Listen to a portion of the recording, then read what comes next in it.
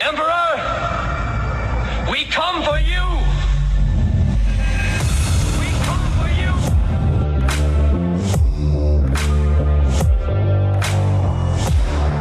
Did IQs just drop sharply while I was away? Long live the fighters!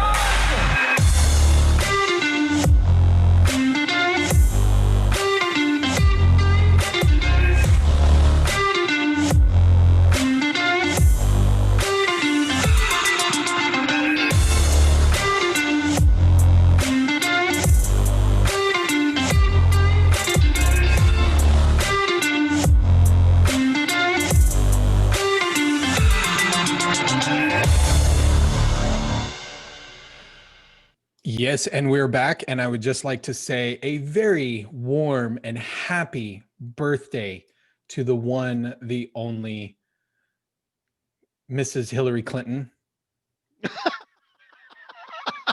Oh, that was so nice of you. Her birthday is today, and you know what Cocaine Mitch gave her? What? Cocaine Mitch gave her the birthday present of Justice Amy Coney Barrett to the Supreme Court. What a day, what a day. So exciting. Amy Coney really, Barrett, really... the first of her name, peace be upon her. Yes, absolutely. She has ascended to the high court. How incredibly historic. That's phenomenal. Absolutely. I was excited. I was excited watching I actually watched the vote. And then I watched Clarence Thomas, blessed be upon him. He actually swore her in. He's a national treasure. He is absolutely Justice Clarence Thomas. Yep. Yeah, he's absolutely a national treasure. But we'll get into some of that later on. Hello, everybody. We are back with another episode of the Fusion Underground. Did you miss me?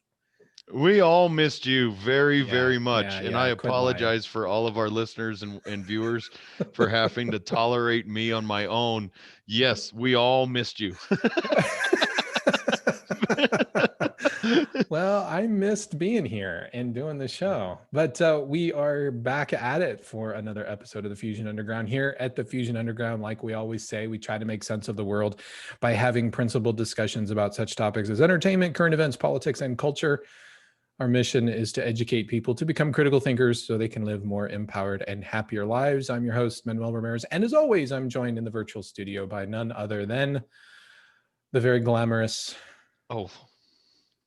the high-heeled brother, Jason Morat. that was dirty. That was dirty pull. How are you doing, brother? I'm good, brother. I'm good. A little chilly up here, but otherwise doing. It's chilly down here. Well, chilly for you. What, it hit 80? Dude, no, it didn't even hit that high. It didn't even get that high. It was like 72.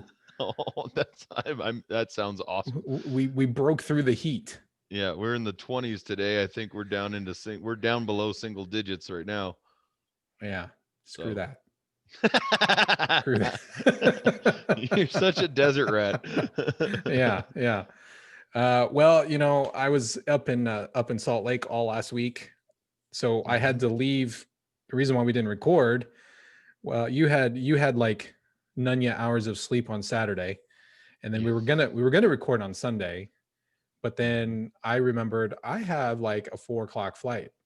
So I had to, or whatever the hell time it was. So I had to get up at like balls 30 early to get to the airport. So I went to bed early because I flew to Salt Lake City. A friend of mine, many years, I used to be his roommate a number of years back. His wife suddenly passed away. She had a heart issue or something. Her heart stopped. And, you know, it's one of those things, you know how when something happens for folks and I know you're a lot like me, you reach out and you just say, hey, if there's anything I can do to help, sure, you know, please let me know. And he needed people around him. So I flew up there and I spent the week. I worked up there and, you know, just kind of hung out. Now, you know what? I know better than that. You didn't tell me a story, but I know better than that. You said, you need anything, let me know. More than happy to help you. Yeah. And you didn't think much of it. And then he goes, hey, were you serious? You go, uh-oh. Why? Yeah. I need someone here. And you're like, oh God dang it. I gotta be that guy. It's like, wait a All minute, you're right. not asking me to move, are you? Yeah. I said, Okay, please I don't can tell move. me you're asking me to pack up all my stuff permanently. But I can swing a plane ticket up there, and it was good to see him. I hadn't seen him in a very long time, and he's got 2 kids now, which are pretty much grown. One's a junior in high school, and the other's a freshman in college. Here, I kept thinking that he's got little kids, right? And I roll Right. up there, and I'm like, who are these people? Yeah. Oh, these are my kids. Oh shit! I thought they were little kids. What? Wait, what? God damn, I'm old. It's creepy how that happens like, really yeah, quick. I knew your dad before you were born. Wait, what's going on? What's happening? Last picture I saw of you was like this big. You were still wrapped in a receiving Yeah. blanket. What happened? But it was interesting, Salt Lake City. I have mixed emotions about Salt Lake. So one of the things we're going to be talking about today is religion, of all Okay. things, spirituality, religion, and that's a great place to jump off on that topic from. Okay. Yeah, well, Salt Lake is essentially the Mormon capital of the world. Right. It is. It is. It's the Mormon capital of the world. There's like a bajillion Mormon churches up there all over the place. I have a very serious question about Salt Lake City. It's a conundrum for me. So, conundrum. And I may be jumping into the topic, and I don't want to jump too far. But if I don't get this out, I'm going to forget it. Okay. Mormons believe in multiple marriages and multiple wives, correct? That would be polygamy, but they don't actually practice polygamy. Okay. So no, they ruled against that. They said, no, that's not part of the canon of our religion back in the late 1800s. It's been, over 100 years since they actually practiced polygamy. Okay. So that the polygamy's out, but the multiple children thing still exists. That's still promoted heavily, correct? Oh yeah. Oh, okay. Oh, very much so. All right. So I was going to go with multiple wives and multiple bajillions of children. So we'll just say multiple bajillions of children. How is it you can have Salt Lake City, a place with the Mormon religion as prominent as it is, practice that many offspring in one household, and also simultaneously be a dry county? Those two things do not match up for me at all. What's really weird? No way I could have 10 kids and not be like schlitzed by 6 o'clock every night. Every day. I just don't understand. This does not make sense. I don't see how families survive. Yeah. Maybe that's how they survive. I don't know, but I just I don't get it either. There was what's interesting that I learned while I was up there is that and my friends were telling me this. So yes, most of Salt Lake City, around the Salt Lake City, it's long. It's very, because it's basically situated in a valley up against some mountains, and then there's some other mountains, and you got the Great Salt Lake and everything. So Salt Lake is really long. And one of the interesting things I'm talking about multiple kids, and you went right into long, and I just I'm trying to focus. I'm so sorry. Please continue. Yes. So, the metro area is very conservative. It's like hyper conservative, right? When it comes to anything, whether it's alcohol and strippers and cocaine and all that kind of stuff, right? It's very, very, very, it's very, very conservative. But what's interesting is downtown Salt Lake proper, it's like, it's a progressive paradise downtown Salt Lake. Okay. And I didn't realize that. Like they have, I think they were telling me it's the largest gay pride parade is held annually in Salt Lake City, downtown Salt Lake City. In the nation, the largest gay pride parade in the nation is actually hosted in Salt Lake City. Huh. And it's like downtown Salt Lake City is very, very countercultural. Okay. Which is really fascinating to me because downtown Salt Lake is where Temple Square is. Right. The big Mormon temple is at, Mormon Tabernacle Choir. There's a little building, weird shaped roly-poly building where they play, where they sing or whatever it is that they do there. So, and the last day that I was there, I had a few hours before I flew out, and I kind of walked around Temple Square. They're actually raising the temple. They're lifting it up. They're making it seismic proof. They're raising it up, and they're putting some they're basically putting in a foundation that's going to float, and it will allow the temple to move 5 feet in any direction during an earthquake. Well, I've heard of earthquake proofing buildings in that regard. I didn't know that Salt Lake in the Salt Lake City area was anywhere near a fault line where that was actually an issue. But I had no idea. I don't know. Maybe Well they're done. just doing it Maybe as it's a like, hey, you know what precaution. would be cool? Yeah. Let's earthquake proof our temple. When God comes down and smites the rest of the non-believers, our temple will be safe. Yeah, who knows? I don't know. Maybe they're preparing for God to smite down the gay pride parade. Yeah. I don't know. Interesting. Hey. There's also this hill. So when I was driving to my friend's house, I rented a car and I was driving over to his house, and there's this big hill that's right next to the freeway. Like the freeway just goes right past this big gigantic hill. And on one half of the hill, they're strip mining the whole damn thing. But there are houses on top of the hill. And I don't mean just like, on the top of the hill in the back. Like the face of the strip mine is right here. And there are houses like 12 feet from the edge at the very top. And I'm thinking, this doesn't seem like a smart move to buy property up there. Like, yeah, I could actually see how that goes. Hey, we're going to be strip mining this mountain that your house is on. Yeah. We're going to offer you, $5 million to pick up, move, relocate. And they're like, no, we're staying. We're like, look, we're telling you, we're going to strip mine this whole freaking mountain, and we're going to do it right around your house. Nope, I'm staying. Okie dokie. Right. And they blast up there apparently, and they do blasting along the side. Can you imagine? You're just like hanging out at 3 o'clock in the morning, boom. Yeah. As half your mountain comes dinner down. And you got your meal in your face because your whole house blew up and then settled back down. Yeah. Wow. Yeah. So okay. There you go. Salt Lake. Yeah. Land of dreams and opportunity. Very much so, apparently. And multiple children and no beer. Yes. Guess where I'm not moving. Nothing against anybody in Salt Lake. Just no. I like my liquid escape. Your liquid escape. Well, I'd always heard these horror stories of like you can't go to a bar in Utah or whatever. I didn't have that we didn't go out drinking, but I saw plenty of bars. I don't know. Maybe it used to be hyper conservative at one point when it came to drinking, but it doesn't seem to be that way as much anymore. Well, and there wasn't that many years ago. Well, I am getting older, so I don't know how many years ago it really was now. Yeah, shut up.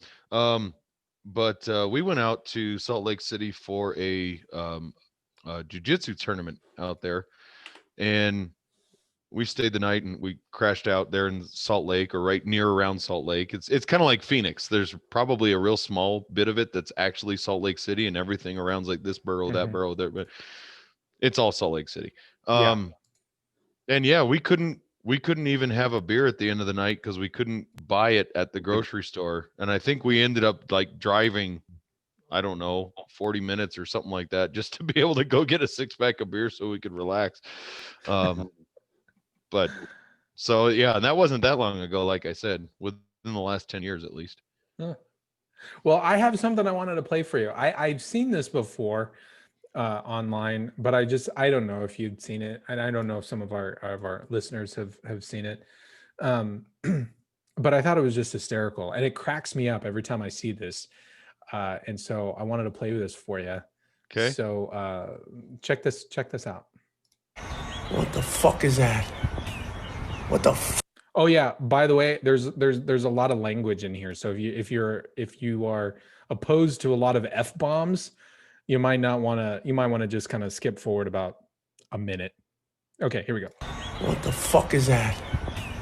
What the fuck is that? A fucking cat? Hey, don't fucking look at me like that. That's a weird looking fucking cat. Ma!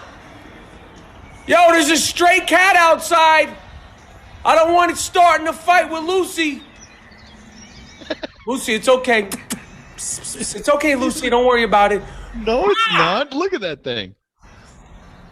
Ma, there's a weird fucking stray cat outside. It looks like Grandma, the fucking thing. Hey, get the fuck out of here. I don't even know if that's a fucking cat. Blink, motherfucker. Hey, no. Oh my god. That was the scariest cat I think I've ever seen in my life.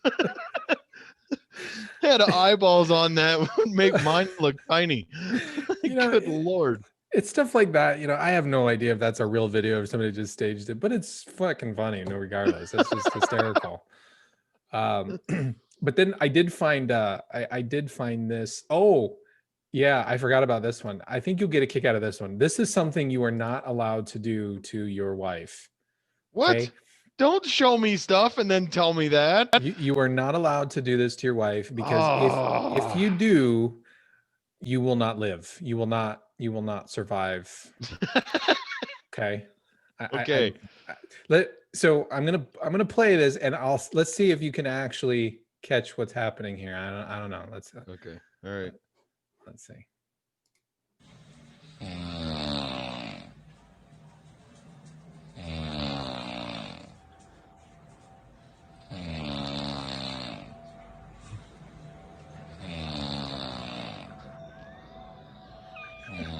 You just got it, didn't you?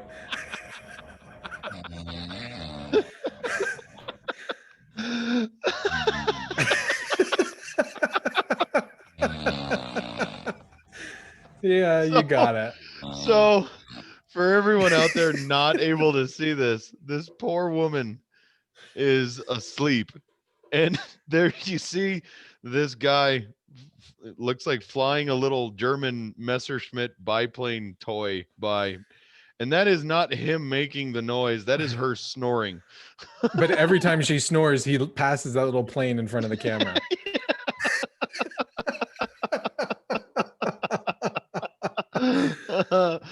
What was great is watching your face, because at first it was like about the same point. I was like, what the hell is that thing that he's flying in? What's he doing? And then you realize, you get a shot of it and you're like, oh, that's a little plane. Oh no, that dude is dead somewhere. Now, in all fairness, I could do that with my wife asleep and just laugh on my own, as long as I'm not taking a video of it and posting it up on the World Wide Web. Hey, what she doesn't know won't kill me. Yeah. Jesus Christ, I swear. Yeah. All right, I have one other video for you. This is not a funny one, but it's interesting. So when you see it, you're probably going to have one interpretation or one conclusion in your head. But watch how this plays out. Okay. Yeah, watch how this plays out. You might be surprised.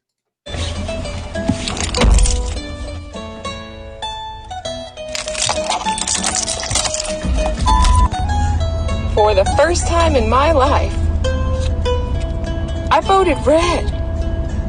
It's so weird. It's so weird. It's so weird. It's so weird. I was a Democrat.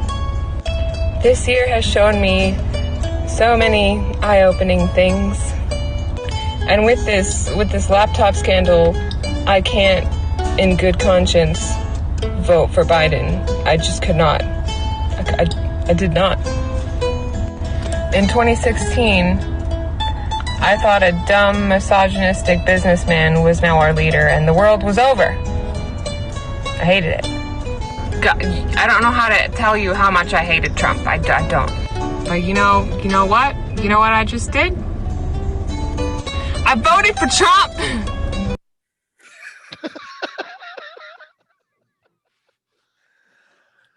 Well, all right. Red pill, MAGA. Wow. Yeah. I was really curious. Okay. Is it just over this whole the Biden scandal, or did she have other reasons? I was curious, but she didn't elaborate or she didn't want to. Right. That's all there is. I mean, it's TikTok. I don't get it. It's just, and short no video. offense to this girl at all, but this is exactly who I think the left is thinking they have in the bag and missing. So, I mean, just pure observation. This gal is very white faced, obviously trimmed up those eyebrows. Good Lord bless you, honey. But dyed her hair about as bright green as she possibly can, and gauged her ears out to God only knows what, nose ring in place. I mean, I will bet you if she's not in college, she was just recently. The left thinks they've got this whole demographic of people in this country bagged up, lockstep. Yeah.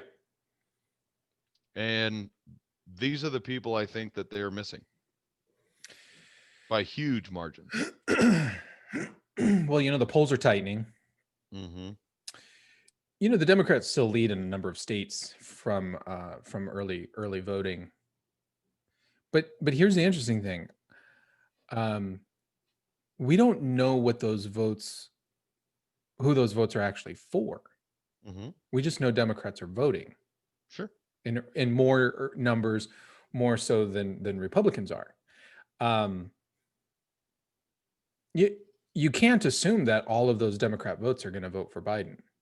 Mm-mm. You can't. No, I don't think so at all. I think that assumption was made back in 2016, and look what happened. Right. And the other thing that to keep in mind is I don't think that Trump has really lost that many voters. Has he lost some? Sure. I think he's lost some voters. There are going to be some people that are just like, no, I'm not going to vote for him. But for the most part, he has not lost his base. No, he I don't hasn't. believe so. He hasn't lost his base, but he's adding more to it. We've had in the last several months, in the last 6-7 months, there have been a tremendous number of people that have been switching, who were Democrat. There are a lot of people who have never voted before, who have refused to vote before, and are now coming out saying, yeah, they're voting for Trump. They're basically crawling over glass. I mean, there was an article written just a week or two ago that said, I hated Trump. I didn't vote for him in 2016, but in 2020, I will crawl over glass to vote for him. Wow. The riots did something to galvanize people that did not want to vote, that didn't give a crap about voting. The riots galvanized people to actually turn out to the polls and say, screw this. I cannot have these people in power. Yep. So I'm going to, if nothing else, vote against them. Well, and this is something I was actually talking about here recently. Killing me. Yeah, I was going to say it's killing everybody else watching you too. The rioting that's happening, the looting that's happening, all these protest, quote unquote, peaceful protests, and all this stuff, it had one effect that I think the Democrats and the liberals that were out really pushing and empowering these demonstrations that they wanted was to energize the voting base. What they did not see coming and they did not expect is that they have absolutely energized the apathetic base that is out there to stand up and say, all right, that's it. Enough is enough. We're taking our town and our city back. And that does not mean voting for the party who's out here supporting this stuff. I mean, even if somebody actually agreed with your cause, there's a limit to what most people can tolerate. You have gone way past that, and then you backed them into a corner and told them it was their fault. Right. Sorry, people don't like that. And they're out. I mean, I have seen more Trump signs, more people out on the street. And I'm talking about in places where it is overwhelmingly liberal. There is a huge show of support. I mean, Flagstaff. Flagstaff is a very liberal town, as much as I hate to admit it. But there was people out on the street doing a little Trump rally, even though Trump wasn't here. I was telling you about it. We had a Trump parade through town.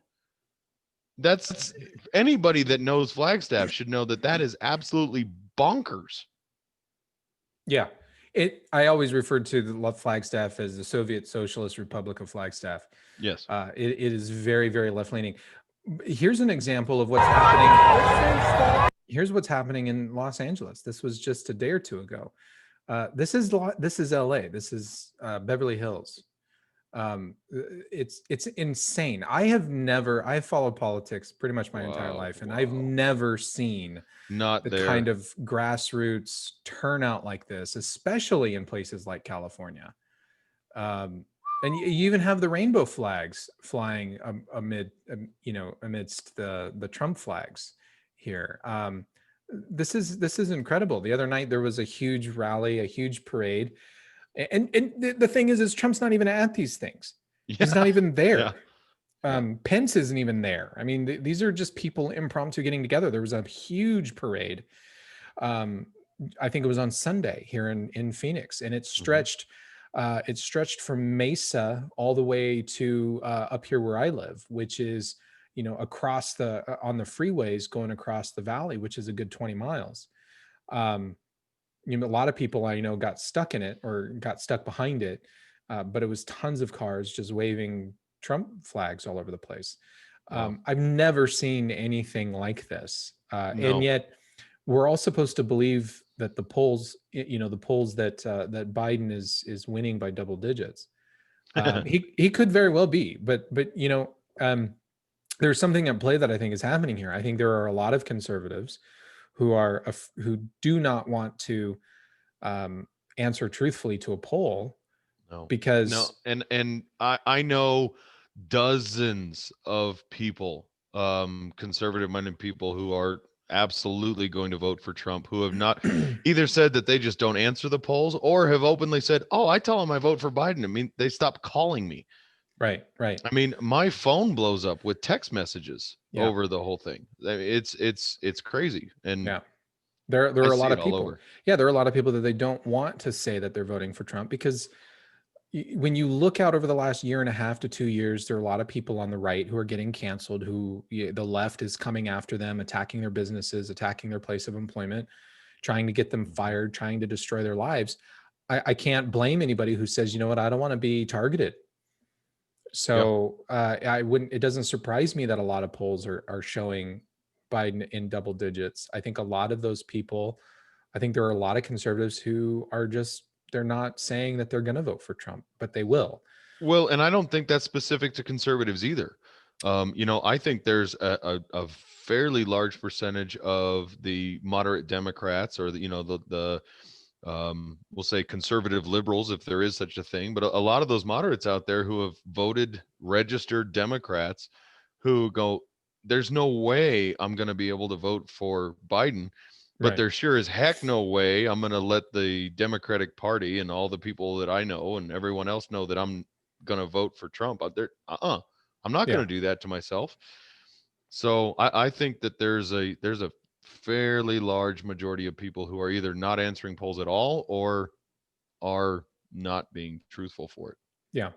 Yeah. So, I mean, it'll be really interesting. The polls are now closing in. I think it's in Pennsylvania now.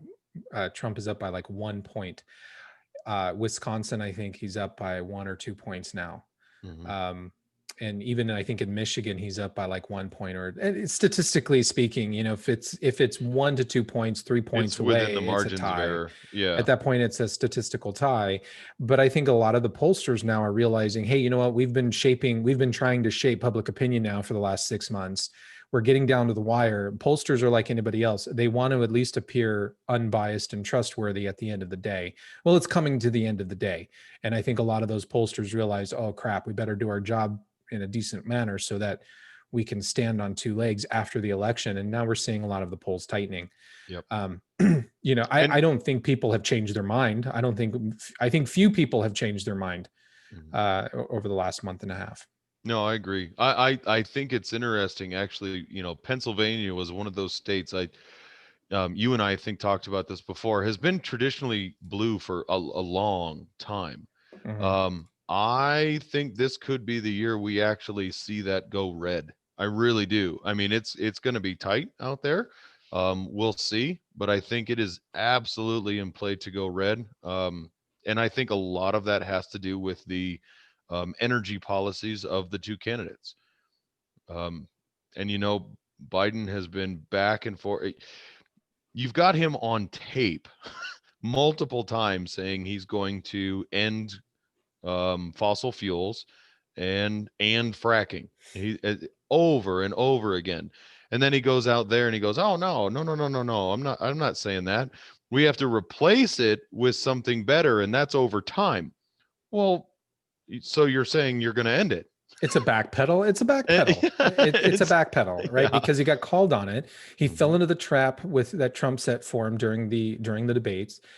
Trump just called him out on it and said, wait a minute. Before we go, he wants to get rid of oil. Biden fell right into the trap. Of course I do. And that was an oh shit moment for the Biden campaign. Yeah. And they have been struggling to right the ship ever since.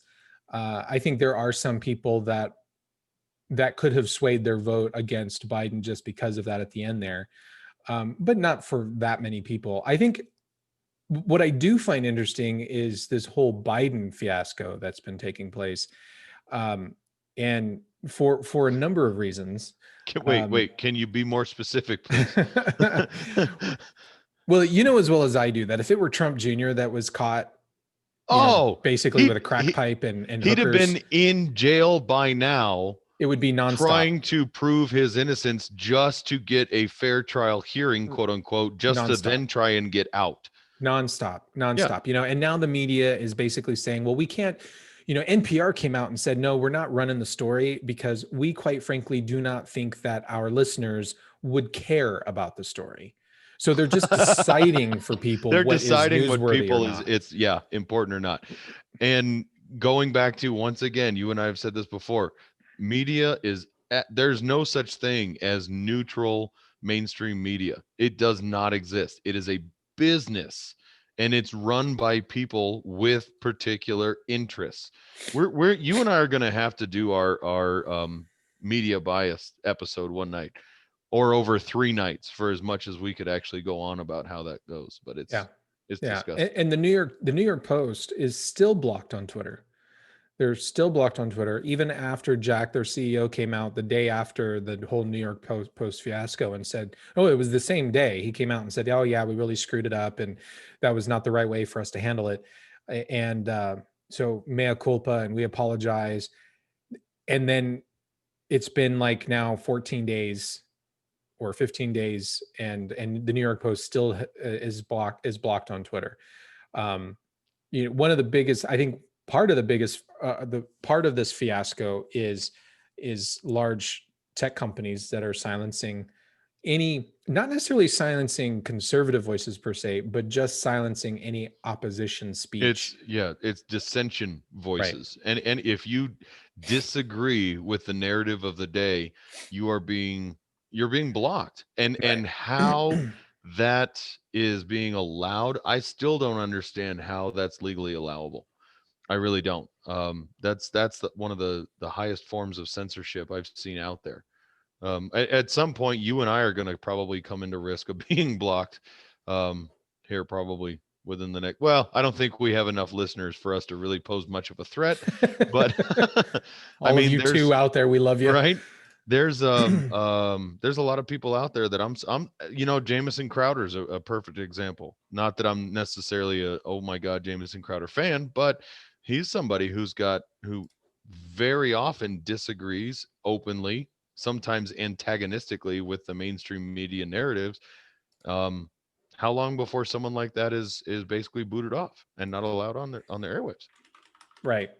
Well, it'll be really interesting, and I think over the next week, watching more of the media try to silence opposition voices. The campaign's falling apart. I mean, the Biden campaign is already imploded. Yep.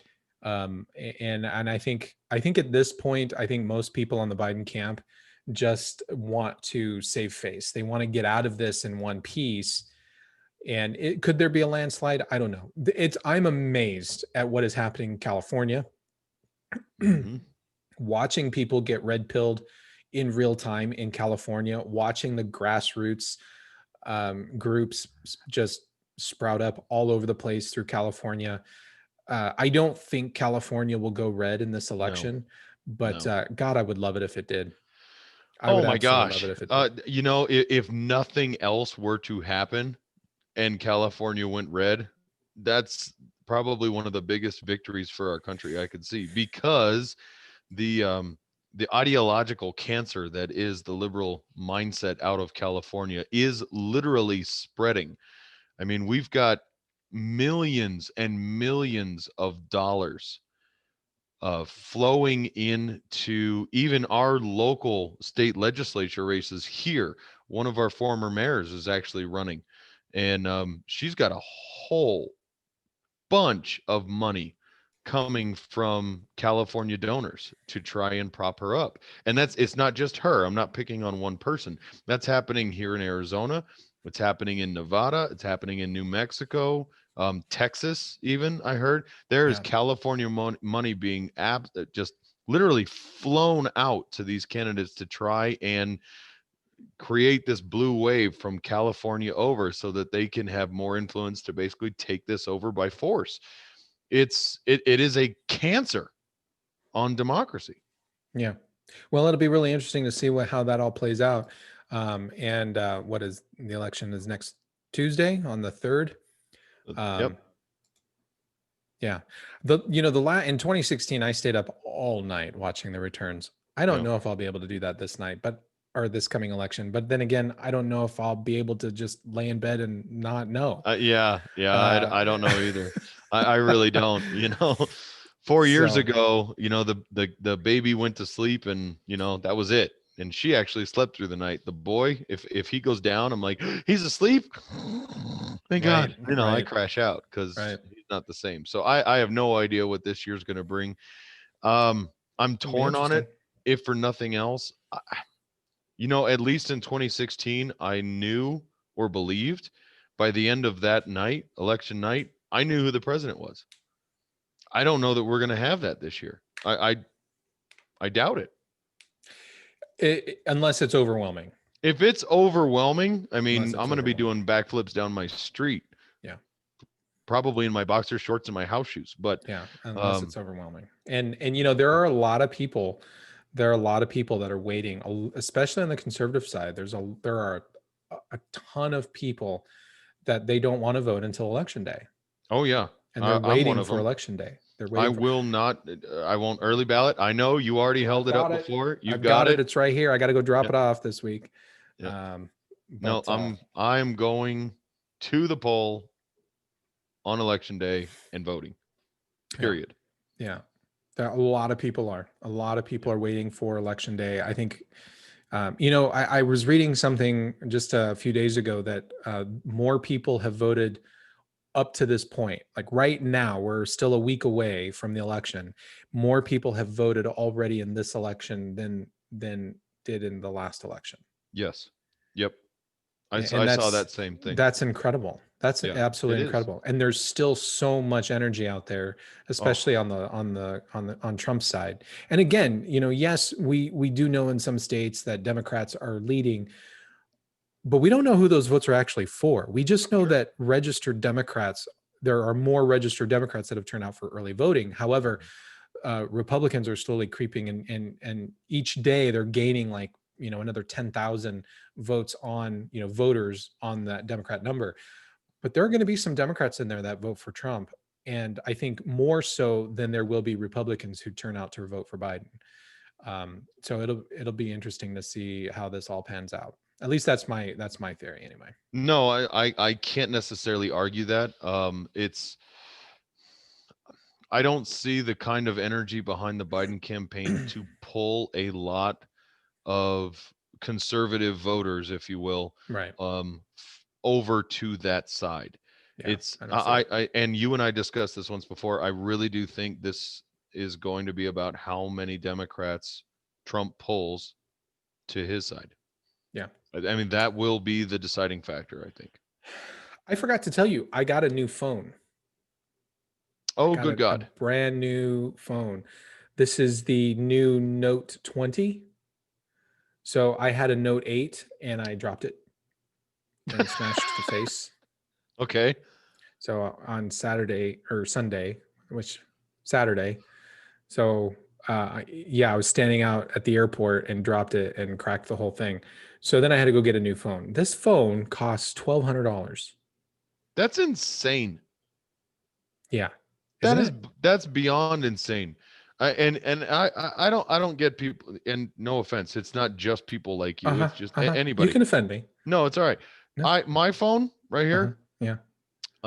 I got my other one at Best Buy, but I bought this one online, and I don't need the new Galaxy 20 or Note 20, get it right.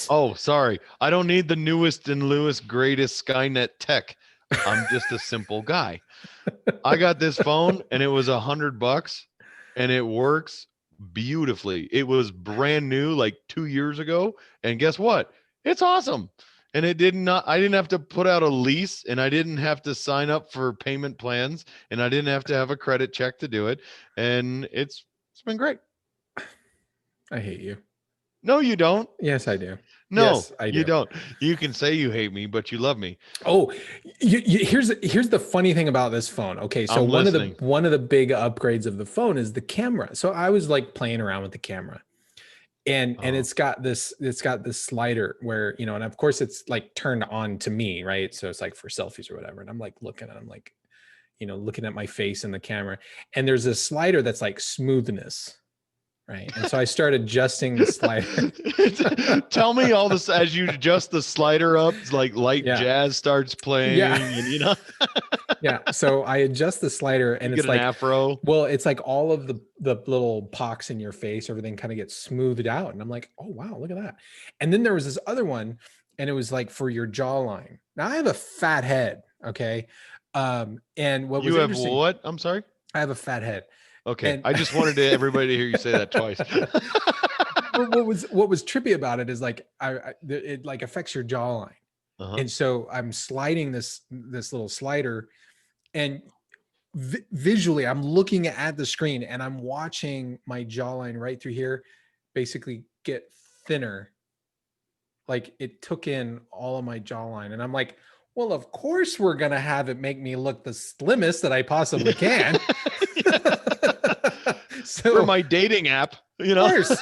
So of course I'm leaving that all the way over to 8. Why would I keep that at 0? Like, yeah, you know. You know, that reminds me. There. I saw this video. One of our old Lodge brothers actually sent it. It was an app in, I want to say it was Japan, but it was an age like reversal, like a de-ager. Yeah, no. I'm serious. So this is like, you know, if you were gonna, you talked before about Facebook allows you to connect with like high school friends and things like that. Sure. So you had these pictures. I'll have to send you the video. It was actually really kind of cool and a little emotional actually, with these very aged individuals, senior citizens essentially, who were sliding this bar and turning back time, and it was actually, you know, taking all the wrinkles out of their face, you know, lifting the eyes, and you went from old to young and attractive, some even all the way back to like, you know, kids. And you saw some of these people actually almost crying just because they were seeing themselves actually de-age on it. It was really quite touching and slightly creepy actually, but touching. Let's take a bunch of old people and just remind them that they're going to die in a couple of years. Oh my gosh. Why did you have to take something, you know, beautiful and make it morbid? God. Because let's face it, that's what it is. Hey, you old fart. Look at this. Let's just remind you of how few years you have on your life right now. I'd like it noted to everybody that I was actually having a very genuine moment about appreciating the youth and, you know, all that touching stuff. And it took Dr. Ramirez to remind everybody that means, oh, guess what? You're going to die soon. Yeah. God. Definitely. What, speaking of dying. Oh, okay. Moving on. Speaking of like, you know, the end of life kind of thing. So you know, walking around in downtown Salt Lake and, you know, thinking about Mormonism while I was down there, you know, there are a lot of, I was really surprised by a lot of the Masonic iconography that is on these Mormon buildings, you know. Okay. It was very apparent. I could see it. And for those of you who do not know, the Mormon religion borrowed a lot of ritual and Right. icons and everything from Masonry. But Well, anyway, I digress. Joseph Smith, who started the Mormon Church, Right. was a Mason. Right. He was a Mason. So I started thinking about that. You know, one of it kind of dawned on me how, I guess, militant, for lack of a better term, the LDS religion truly is. Okay. More so than Catholicism, probably right up there, number 2 with Islam in terms of the rules, and maybe even Judaism. I don't know too much about Judaism. I don't know about all their different rules. So what I'm referring to are the rules, the dogma that you have to live by every single day. Mhm. And the Mormons have seems to me anyway, there are a lot of rules that they have to abide by, or you get the old boot.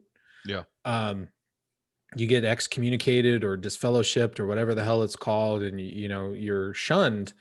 But I mean, there are a lot. Like, you can't drink hot beverages, and you can't, you know, you can't put anything into your body that would, you know, alter its state in any way. So like ixnay on the caffeine, which, Yeah. you know, I'm just at that That's point. worse than beer for me. No, you can take away my coffee. Yeah, right. I Okay, can't be part that's of it. anything that won't let me drink coffee. And no, I'm not drinking the decaf stuff. So, you know, there are just tons and tons of rules. And so, you know, it got me thinking about this whole concept. You know, there are people now who run around, and a bunch of hippies or whatever, and they'll say things like, well, I'm not religious, but I'm spiritual. That's I'm such a spiritual. I'm crock. not religious. Sorry. Go ahead. Well, well, yeah, I think it's a bunch of crock too. I think it's Okay. You know, Dr. Ramirez said it first. Yeah. He was leading up to it. God. And I really do. I lose a lot of respect for people when they say, well, I'm not religious, I'm just spiritual. Because to me, what that means is I want to have my cake and eat it too. Mm-hmm. That's exactly what it means to me. It means you just have no discipline. You don't want to actually structure your life in a way that aligns with certain values and principles, and you don't want to adhere that. You just want to pick and choose and have your way and call it a day. And Yeah. and I don't think that's the right way to live one's life. Well, and you know, there's always the sacrifice and reward idea. And take religion out of it. You know, we're talking about it with if you have kids out there, you're trying to teach them to make good choices, and sometimes doing the right thing it might be less fun, and that's the sacrifice you get out of it, but the reward is, you know, that you get recognized for making a good choice, or you don't get in trouble for that matter, or you know, there's always the reward for doing and living a certain way that comes with the sacrifice of committing to that. So in a religious aspect, if you're going to be a good, I don't know, Christian, then you have to live by the, you know, the 10 commandments, if you will, and that the reward with that comes within your ascension to heaven and all the benefits of thereof.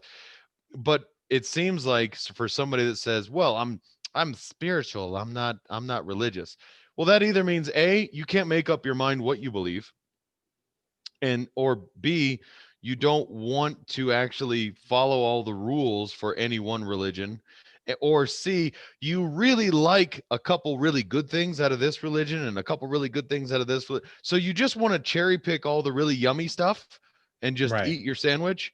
And then when it comes to, well, okay, if you're going to take all these little things, then you actually have to follow the rules. No. I don't want to believe in that. It's like Right. saying I'm a really good spiritual Christian, but I don't want to have to go to church on Sunday because I don't want to miss my football, or I don't really Correct. want to get up that early, or, you know, tithing. You mean like giving money? No, I don't do that. I pay taxes. I gave at the office. You know, I mean, you know, pick something. What do you believe in? Either, and it most of the time I think people are like, I just don't know.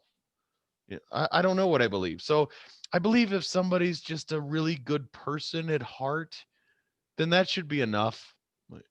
Yeah, but that's not how that works. At least that's what I believe. Right. So Yeah. It goes back to that thing of, if you don't stand for something, then you'll fall for anything. Agreed. And even if you take religion out of it, I think you and we've talked about this before. You don't have to be a practicing whatever, religious, insert favorite religion here. You don't have to be a practicing religious person to have good values and principles. No. That you can get those from other things. You can, and the next best place to get them from, and probably as actually a better place than religion in many respects, is from philosophy, and usually following a philosophical type of study, like Stoicism, for example, right? To be a Stoic is actually pretty darn hard. That sucks. It's and I love Stoicism. I really do. And it's very, very difficult. But even if you were to take that, that's not rooted necessarily in religion. There are a lot of religious people that are Stoics, but there are Stoics that can be, a-religious, for lack of a better term. So, but there are a lot of really interesting values and principles that come from being a Stoic, but it's very difficult to practice that. So people who say, well, I just don't want to follow any rules. I just want to basically do whatever I want to do. You're a child. Yeah, you're essentially a 2-year-old who basically just wants to, my child wants to do whatever she wants to do and not follow any rules too. Right. Eat chocolate whenever they, so I guess what happens? Question, we had a birthday party. The child had 2 cupcakes, not enough actual food. You know what happened? I got sick. We had a tummy ache. Yeah. Well, guess what? That's the choice. Right. This is the consequence. If you actually follow the rules, then you go to bed happy and you wake up better. See? Right. Sacrifice, reward, everybody wins. So now the argument becomes, well, why should somebody have to abide by very stringent practices? Like, what does that bring for the individual? 2 cupcakes, no food equals tummy ache. Go ahead. but referring to from a philosophical from a religious aspect, or it doesn't even have to be a religious aspect. Like, using Stoicism as an example, if somebody's going to be, so you can't, in order to be a Stoic, you actually have to practice Stoicism, and that's a very difficult thing. And yes, there are certain things that you can choose, you could pick and choose to be a Stoic, but it goes beyond just those 2 or 3 little things that you might want to pick from Stoicism to be about. So what is the value then that comes from adhering to certain rules or to the strict dogma set out by a religion? Well, at least for me, the religious rules that I adhere to fall very much in line with my values and my principles, which allows me to, I guess, stand on my convictions as a person. Our very, very first episode, we talked about honor, if you remember that. And that was a very shaky episode, but then again, we were brand new. But, one of the things, that we talked about was honor kind of being inherent from my upbringing, a sense of right and wrong, and those type of things. So all of that, by adhering to those rules, it's a reaffirmation and it's a choice that I make, which actually strengthens the values and principles that I hold dear as a man, and subsequently I hold dear as a husband in my relationship with my wife, and that I hold dear as a father in raising my children. So I was looking at it this way. I mean, I don't disagree with you. Well, one of the ways that I was looking at this is when you have something like religion or a philosophy that you abide by, okay, those particular tenets, they orient you for taking action in the physical world. So they guide you in how you are going to act when you leave your household, for example, and even to a large degree on how you're going to act inside your own home, right? Whether or not you beat your wife or, beat your kids or things like that, right? There are things that are going to, your religion hopefully orients you to not doing those things. Got it. Okay? Got it. Okay. So my point being is that let's just use religion as the example. So if you Okay. practice a particular religion, then that religion, the mythology and everything that surrounds that particular religion, it guides your behavior and directs your ability to take action in the world around you. Sure. So if you practice the tenets of that religion, it's actually reminding you and guiding you that this is how you behave when you go out into the world. These are the things that are good for you as deemed by this religion.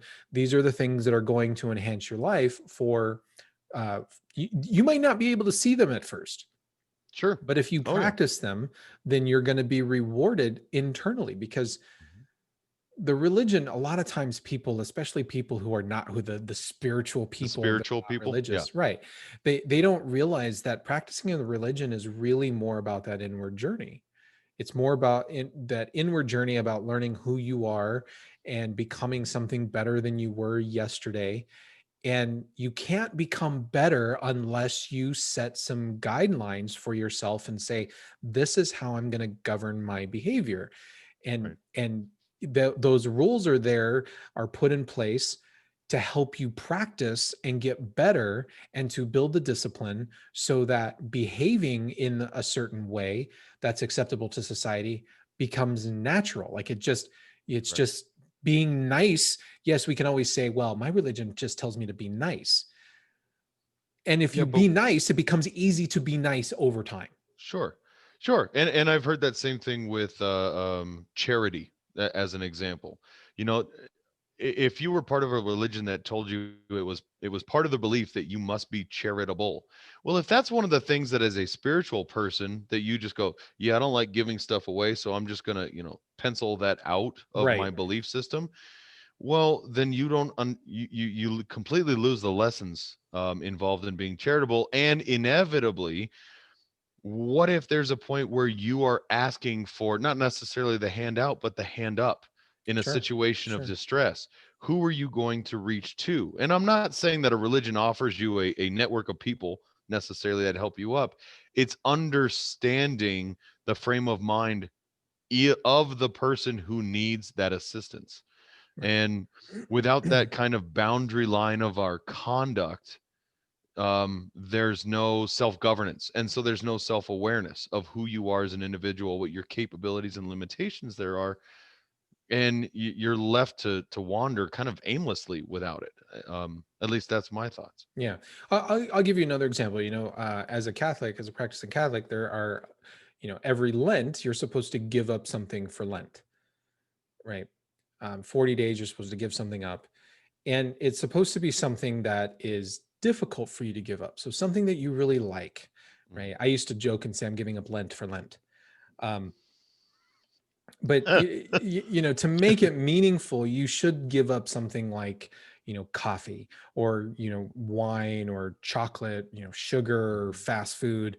It's supposed to be difficult so that you can build your willpower, right? So there are several different reasons for it, that when you start doing those kinds of things, that you start to realize, wow, one, I am building willpower in giving something up. I can get rid of something that is not inherently good for me.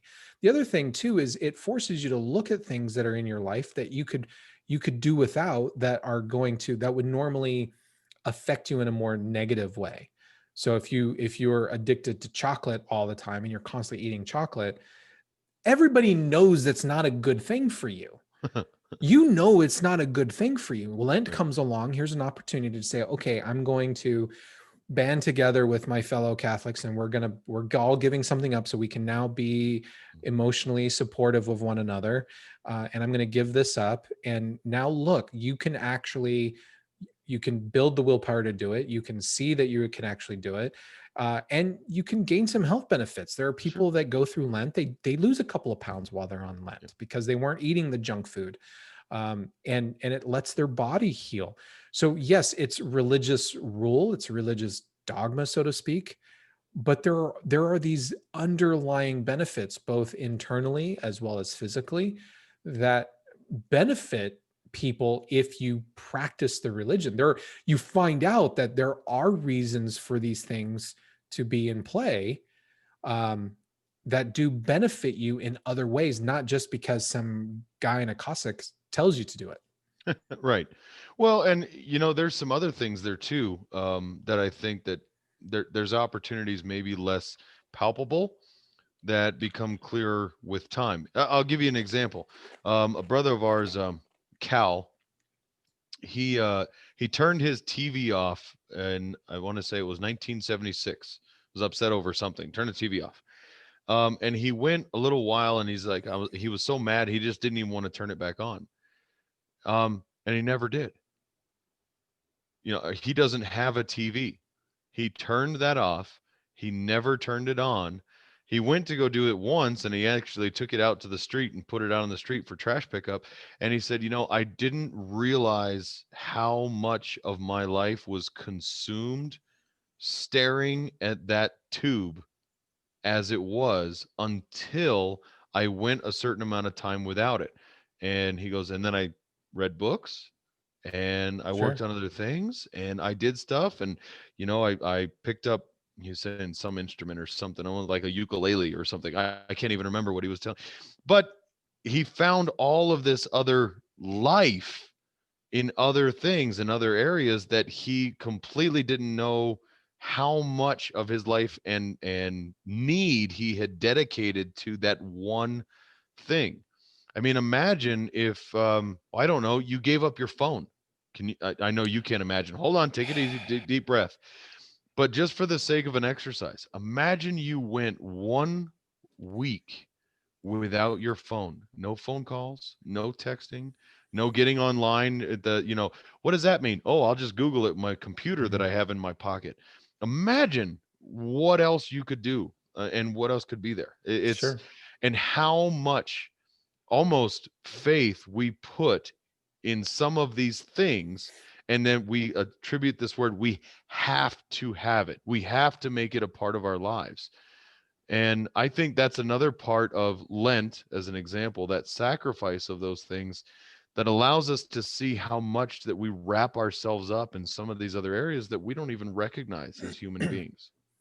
Yeah, and quite frankly, they're good for us to do. They cause us to look internally and to assess our own being of how we're going to live our life. Most humans need some kind of external impetus to be able to give up something. And when you're practicing a religion and you're adhering to the rules that religion lays out before you, it gives you that guidepost without somebody forcing you to do it. And I'll give you a perfect example. If you go to school, if you're a student, let's say you're taking classes at your local community college or university, then you have this external impetus to say, I'm not going to stay up and party, or I'm not going to go out, or I'm not going to do certain things that I would normally do. I have to study instead, or I have to do this assignment instead. And so there's an external force that's acting upon you that says you have to give those things up, and you have to do this other thing that's good for you. And that is enriching your mind and learning about something.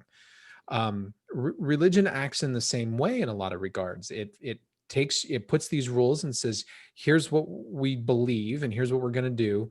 And by practicing that religion and buying into it and saying, yes, I'm going to practice that, you start to live your life a certain way and giving up things, casting certain things aside that are ultimately better for you as an individual. Now, who knows what religion everybody should be, and I'm not here to try to convert anybody, but for the people that say they're spiritual, not religious, they're basically saying, I don't want to do I don't want to do things like Lent. I don't want to fast. I don't want to do charity. I just want to sit in my little private corner over here in my house, and I want to, meditate on my own time. And even if I ever meditate, right? And so 9 times out of 10, they don't do anything, even though meditation is probably good and you should probably do that. Practicing religious people refer to that as prayer. Yeah. Right. But the people that say they're religious and spiritual, I have yet to meet anybody who imposes, who takes that stance of being spiritual, not religious, Right. but And yet actually self-imposes a conduct, a boundary line yes, of their own conduct. Yeah. never happens. It No. never happens. Is it No. possible that it might happen? Sure, anything's possible, but it's not probable. No. Most of Those these are the people that say that vaccines don't agree with their religion. correct. Because Anything they want, anything they want to do, it just doesn't agree with my religion. So anything else, and basically, it's like it's the pass to say, well, I'm going to be as narcissistic as I possibly can because it's all about me. It's all about what I want, and it's not about for these people. It's not about turning that inner eye and taking that journey of self-discovery and self-fulfillment and those things that come with building a discipline. They miss out on all of that stuff, and then they just say, well, I'm religious, I'm not religious, I'm spiritual. Yeah. As if I'm supposed to give them a pass for that. And I well, hear is you're a narcissist. and I I had an interesting discussion with a lady who actually said that. And I said, really? I said, why is that? What makes you, well, I don't agree with labels. And I said, Oh, yes, you do. yeah, everybody No, does.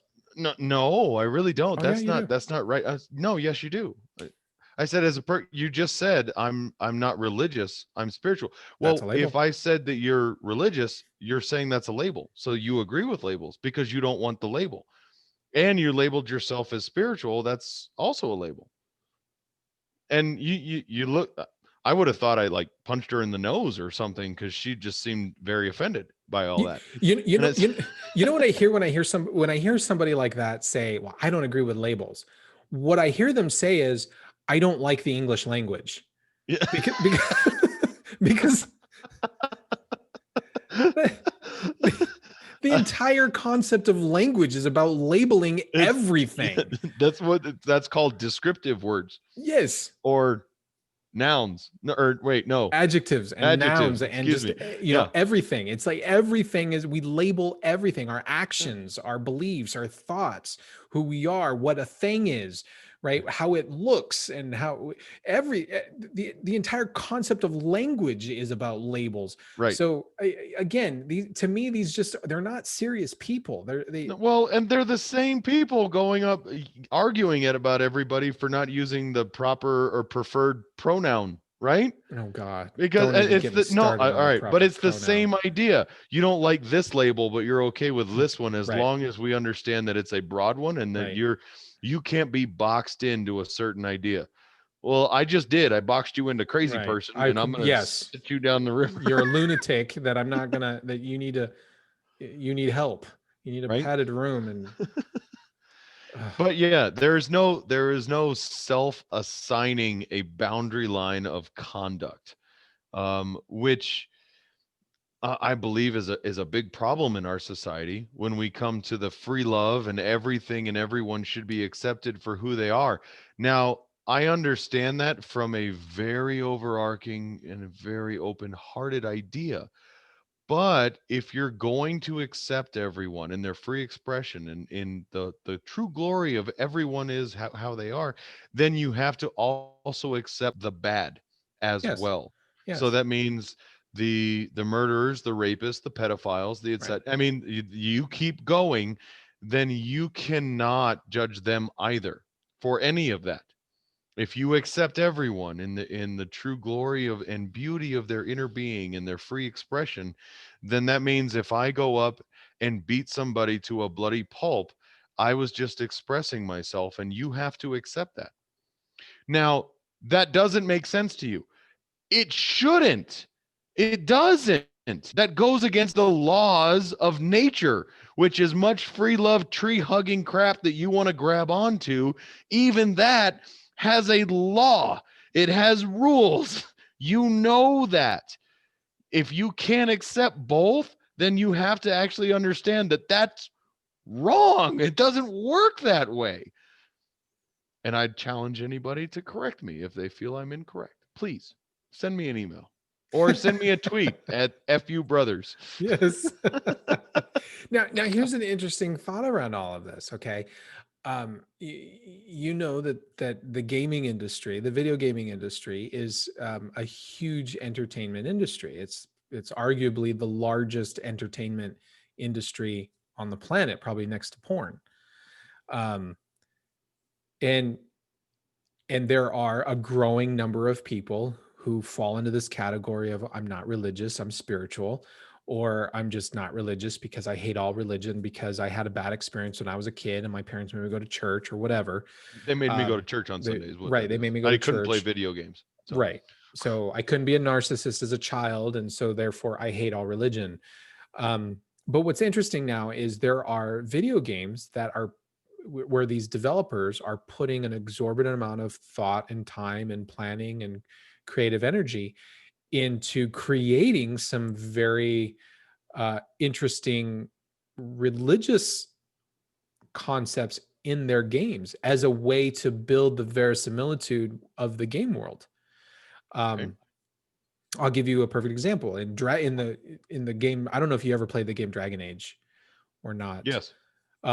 In Dragon Age, there's this big religion, and I don't remember all of the little the little facets of the religion, but there's the religion as stated is essentially the Christ-like figure is actually a woman in the game, but she was like burned alive rather than crucified. She was actually burned, right? And so fire is like the way Christians venerate the cross. In the game, all of the devout of this particular religion, they hold in high regard fire. It's a very, religious symbol to them. But there's this whole mythology that the developers put into the creation of this religion and the background, the backstories. They built this whole hierarchy of priests and priestesses in the game world. And so now we're seeing this thing where we have video games that are putting forth these new religions, so to speak, where there are sacred practices and sacred beliefs that players or that characters have and they hold within the game world. And so there are even players now that are not religious in the physical world, in the real world, but they get into the playing their character, and they'll play their character as a devout member of these religious sects that are still teaching very interesting, I would say, values and ways of behavior that could apply in the physical world. Right. What is your thought about that sort of this virtually sacred kind of aspect to things? Here's the thing. I truly believe, and I always have, and I think you and I have had a discussion about this, but human beings crave and have an inner desire to improve on themselves as individuals and to grow and to mature and to develop as they age and as they grow older. I don't believe I'm alone. I want to be a better man tomorrow than I am today. And I believe I'm a better man now than I was 10 years ago, and expound that out. And I believe that those religious ideas and the dogma and the rules and the guidelines are something that we inherently are drawn to in the real world here. Practicing those, adhering to those takes effort. It takes a lot of work. And I believe as a society, we're becoming inherently lazy in actually doing that. However, in a game, well, it's not me having to give up all of this stuff. It's my character, but I can see the benefits of it as I progress. I get more powerful this, I get more powerful that. I can give up more gold. I have plenty of it, so it's not a big deal. And some of those, but we're naturally drawn to that. I mean, even take a growing child. They say that they actually need and cling to structure as part of their development. Even if psychologists write about that, structure actually breeds better development for children, even babies. They need that routine in order for them to develop. It's hard to do as a parent when the kid doesn't want it, but they actually do better with it. And I think we as human beings, we inherently know that, but to actually be willing to give up and to follow and to sacrifice in order to attain that, that takes effort. And we've become frankly, I think it's a big part of our instant gratification society. You know, it's easy to understand, if I want a cheeseburger, then I have to find the cheeseburger place that I want to go there, pay the money, and then I get my cheeseburger. But I'm willing to make that sacrifice of time and money because I know I get my cheeseburger right then, hot, the way I want it, my way. Is Burger King. I got it my way, and I get to eat it. If I had to go and find a cheeseburger place and pay for my cheeseburger that I would get next Tuesday, that burger joint would be out of business in 24 hours because we are not, as a society, able to go through that. In a video game, you know, you can go weeks at a time, you can span weeks, and it takes an hour. So even that long dedication, it's instant gratified. But I do believe that we as human beings, we crave that. We want that. I mean, that's why organizations, well, like the Masonic Lodge, I think exists and appeals to young men who are craving that sense of development and that sacrifice of time and energy and adherence to those to actually improve on themselves, just like a lot of religions are that same way. Yeah, and for me, when I look at religions and video games, for example, I don't think it's so much the religion per se. I don't think we're going to see people in the real world practicing No, no, no, these no, no, these no. video And game religions. I mm-mm. think I think what people are more craving are the stories, the mythological stories themselves that are told through the video game. And I think that there are, um, while they may not adhere to the practices of, they may not emulate, for example, certain characters within the story, they're at least being exposed to things, and they're at least being exposed to the morality questions. And even if some people decide that they're going to play as a moral character, I think that says something about them as human beings, who they at least want to experience a good version of the story as opposed to some depraved version of the story, for example. And at least they're being exposed to the mythological stories, and at least they're seeing, for lack of a better term, a proper way of acting within society or acting among other people. They're still gaining it from something, right? There are some stories that are being told in, for example, in a video game world, that are the exact same stories being told in a religious dogma. They're the exact same stories being told in the Bible, for example. But because people are just so anti-religion and like, I don't want to look at any Bible, but they're getting it from other places. They're still getting that same story being told and talked about uh, in a different format, in a different media. And I think that's kind of a good thing to a certain degree. Do I think Oh, it's going to absolutely. create a lot of converts? Or No, yeah, no. or people self-imposing these religious rules upon themselves and their actions? No. No, no. And believe me, I was not saying I think that there's going to be a church of the Dragon Age religion or anything else started by any means. But I Although it'd do be kind of think that, cool. I would well, I would find it interesting if they did. and that's just it. It's intriguing.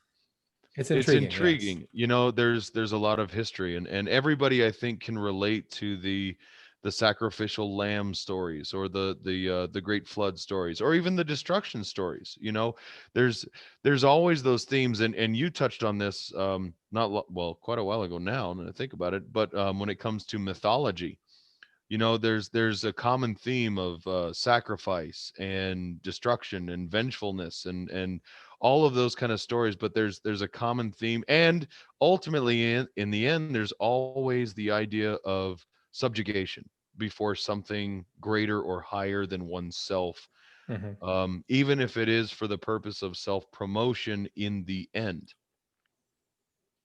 Yeah. Yeah, I had to look up the religion in Dragon Age, and it's referred to the Chantry, the Hmm. followers Yep. of Andraste, the prophet of the Right. maker. Yeah, the Andraste was the Christ-like figure. They referred to her in the game as the wife of she was the bride of the maker being God, if God. you will, Right.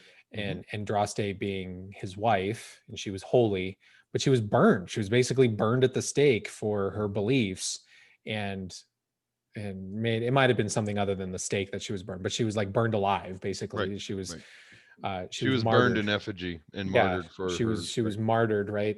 And that just, you know, because the maker took pity upon her and embraced her, and that was the birth of this religion in the game world. That's how the game world.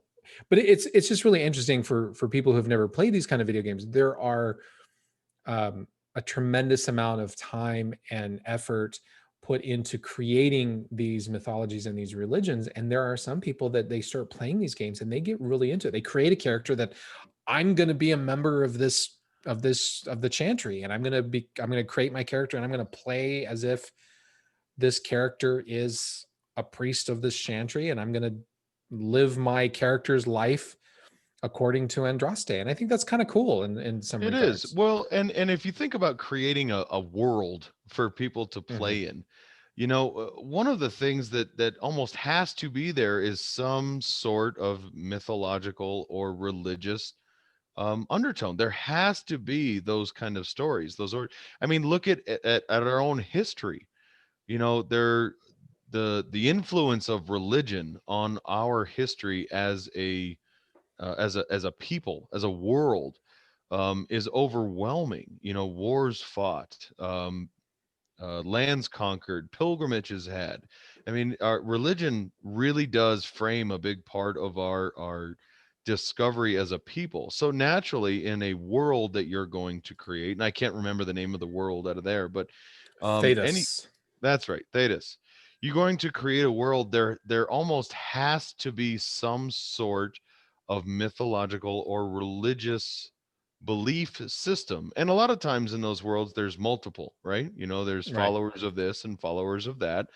Um Otherwise it's not immersive or believable to the player that this world exists for you to roam around in. I mean, Right. it loses that sense of immersion for you as a character in this world. It just becomes a sandbox, you know, to run around and shoot stuff in, or you know, slay the mighty dragon of blah blah blah or whatever. It's there, it lacks that immersion, and that's one of those things when you actually create a world where some of those things come. Even, and you and I have talked about, I think, one of the greatest games out there, the Elder Scrolls series, and Skyrim being the latest and greatest. There were gods Oh yeah. in that as well. And you were even talking about getting a holy relic sword, and you ascended into the heavens, and Oh, it was amazing. And you amazing. were immersed in that, and a big part of that was because of the religious implication and undertones for that god in that particular area, the mythological story behind the Dawnbreaker sword and what that meant. And so without that, it lacks the ability for us as human beings to latch on to being real. Yeah. So, Hmm. but latching on to your beliefs as human beings, I believe that's something that I guess we crave for as human beings, whether we recognize it or not. That's what pisses me off about half the politicians up there. You know, we and I, we've talked about values and principles from day one. Right. What do you believe? Believe it, stand on it, live it. You might lose some people along the way, sure, but you're going to gain the respect of so many others. Even if I don't agree with you, I can respect you for your position. And that's why I get really pissed when I see politicians stand up on one stage and say, yes, I want to do this. And then on the next stage say, no, absolutely not. And then on the last stage, well, you said this, but you didn't say, and then now you're for it and against it. And you go, no, I never said any of that. You're telling me either you're an idiot, you are demented beyond recognition, and you don't remember what you said, or you're a liar and you don't know what you believe, which means you believe in nothing. So that goes back to, if you don't stand for anything, you will fall for everything. Well, and you know, this gets to the heart of why I've been wanting to talk about values and principles for so long, because they have such a tremendous effect in the real world. Um, so, for example, if you take the stance of if you believe that it's immoral to steal from another human being, then that value needs to apply at all levels, no matter what level you try to apply that theft. So that might be at the very micro level, where it's, I'm not going to go into your house and steal something from you. Okay. And that sounds pretty straightforward. And we think, sure, why not? Mhm. But it also starts, you also have to look at it and say, am I anti-theft even at the macro level? Well, what is the macro level? Well, when there's a new bill that says, I want to vote so that the government can steal from this group of people and give money to this other group of people, it doesn't really matter what the whole purpose of it is. If you're against theft, you have to go, you can't do that. Right. Right. You can't, no matter what it is. It could be, it could be, even if they said Jesus wants you to do it and you say, well, no, Jesus told me I can't steal. So you cannot do it. It's immoral no matter how you look at it. It doesn't matter if the goal is to give you puppies wrapped in bacon, right? You can't steal for puppies wrapped in bacon, no matter how Right. much you may want that. Yeah. No matter Yeah. how much you may want puppies and or bacon, it's still not good to steal. And so if you have those values, you have to apply those values universally. And you have to be thinking, does this go against my values? And if so, you'll probably be surprised if you take the time to really define and understand what your values are. Then when you try to apply them in the real world, you might realize that, whoa, I have to be against this policy or against this idea in the macro world around me because it violates my principles. And I used last week during my little solo rant, I talked about this 207, or I don't know what number it is here. 208. 208 for Yep. the taxes. Yeah. Let's steal from a small select group of people just because they can afford it.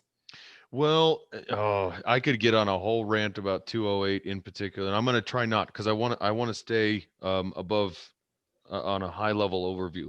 But yes, if you're going to impose a tax, let's just say, to pay for a program that you want or think is good, if you're going to impose the tax, then in my mind, that has to be a unilateral tax across the board.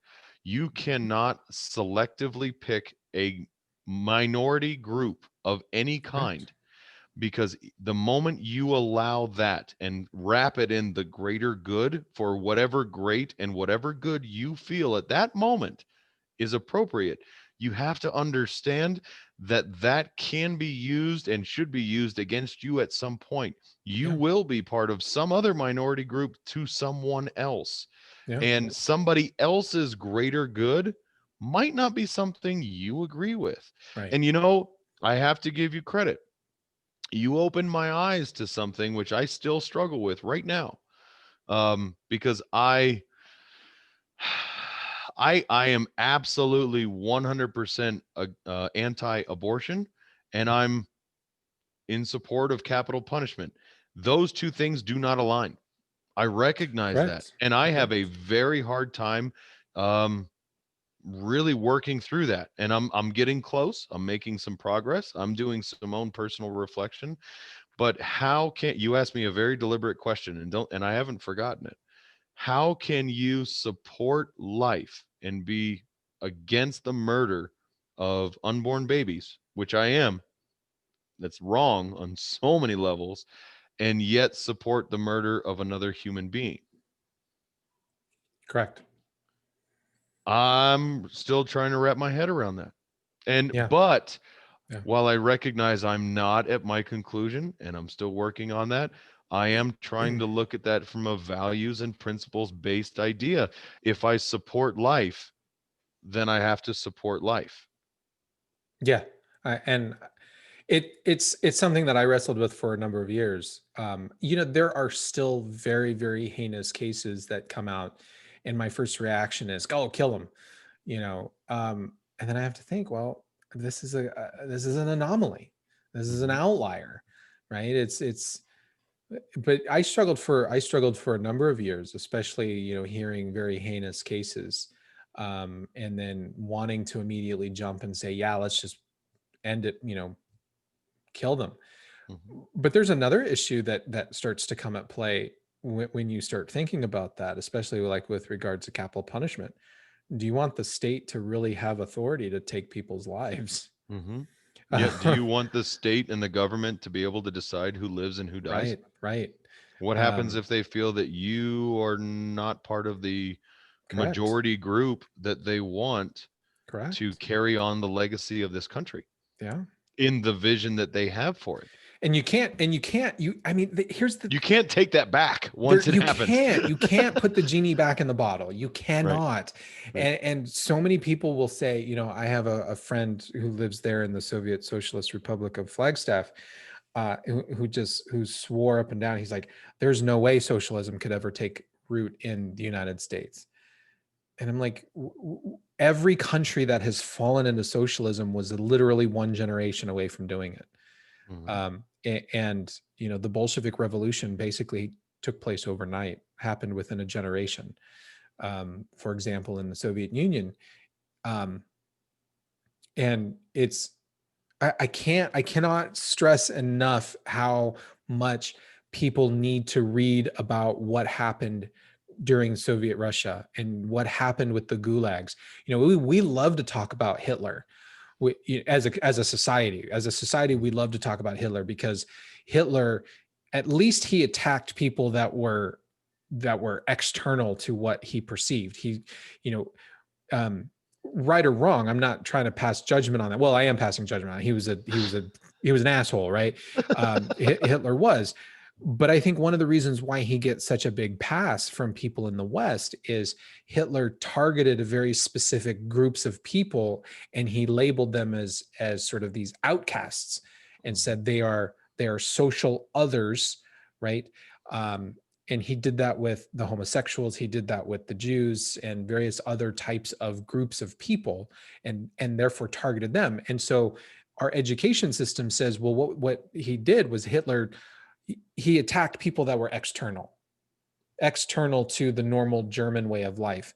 The Russians didn't do that. Mhm. The Russians targeted their own people that they lived next door to one another. That Right. he didn't just, the Stalin and Lenin didn't just target Jews or homosexuals, that they literally targeted people that thought differently from how they were thinking. And they put them in gulags, and they tortured people, and they murdered them. And you know this I challenge anybody, I would challenge anybody, read the book called Gulag. I believe it's Amy Applebaum did I believe her last name is Applebaum. It's horrendous, the stories that she tells, that she went back and researched and pulled all of these archives and interviewed people that lived in the gulags, that were sent to the gulags. Read Alexander Solzhenitsyn, who talked about how, according to the Russians, if you were Russian and you had not yet been to the gulag, it was only a matter of time. Right. And that's what all Russians would say. You will wind up there sooner or later. And the atrocities that happened, at staggering levels, you're talking hundreds of thousands of people went through there and were murdered and tortured, and it's And terrible. it blows me away how we, as a collective society, we think we are so much more advanced now than we were We're then, not. that's what is going to protect us from that. No, We're what not. has happened is society, or our technology and our systems have advanced so much that it's going to make the transition from this to that happen in an instant, and it happens swiftly and quickly and with much more devastating reach. We started out, we were talking about cancel culture just a little bit ago, talking about the polls, and we are already afraid to say that we are going to vote for, let's say, Trump, because we're afraid we're going to be canceled in our culture. That's happening. That's exactly what the Right. gulags were, Right. was a way to cancel and silence the voices who were just talking and speaking and thinking differently than the masses that they wanted. They was different than the narrative that they wanted to hear. Turn on your television set right now and flip on the news. You will find 99% of the channels out there are all spouting the exact same story. There may be one or two exceptions that are actually speaking something different. And if they survive, Mhm.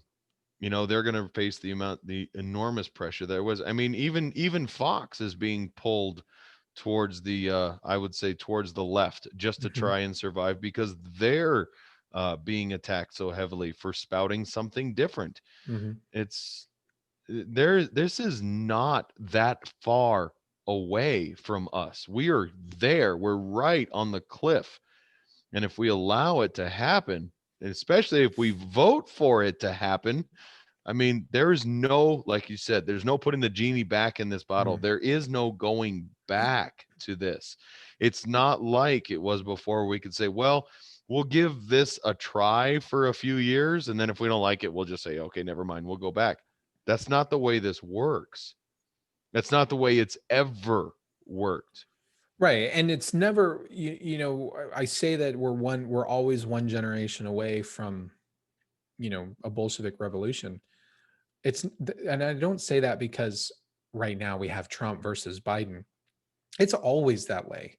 It's always that way. And what's becoming harder, more and more difficult, is to keep those people that would love to usher in a second Bolshevik revolution here in the United States. It's more prominent now. It's more acceptable for people to to proclaim from the rooftops that they're Oh, sure. socialist and Yeah. they want communism.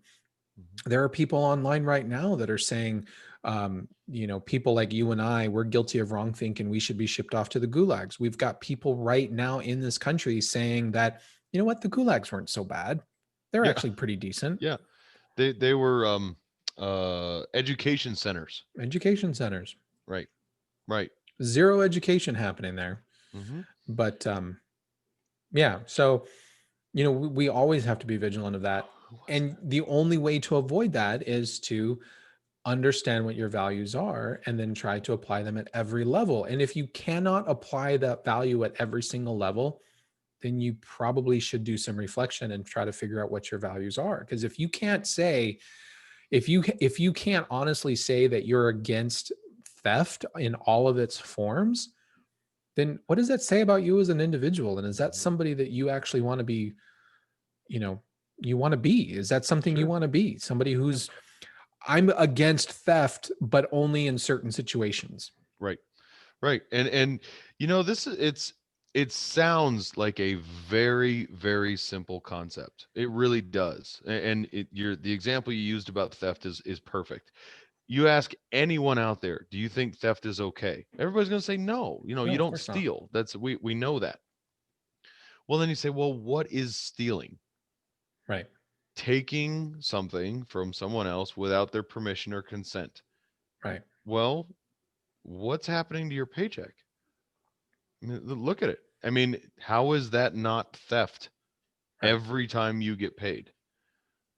And why is it right then to take more from some and less from others? Well, the proverbial you say that the rich have more so they can give more. Well, that's not right. How It's is not that right. right? It's I not, mean, it's I'm sorry, that's it's just not not right. well. And then well, what constitutes rich? Mm-hmm. You know Mm-hmm. what? I don't consider myself rich. I mean, trust me, people that know me know I'm not rich. But to some people, I'm loaded. To 95% of the world, you're loaded. There you go. I mean, if you look at people in Brazil, they say, I am among the wealthiest 5% people in the world. Yeah. So why they should be able to vote to have, 80% of my earnings Mhm. taken and given to all of those who don't have. Now, to me, that's theft. That is absolute stealing from me. But to them, it's redistribution of wealth. Yep. It's Redistributing that wealth. it's forced charity. I mean, you can call it whatever you like that makes everyone else who it's not happening to feel better about stealing. And so that's the real hard look when it comes to values and principles, and really trying to break that down. Do you believe in it?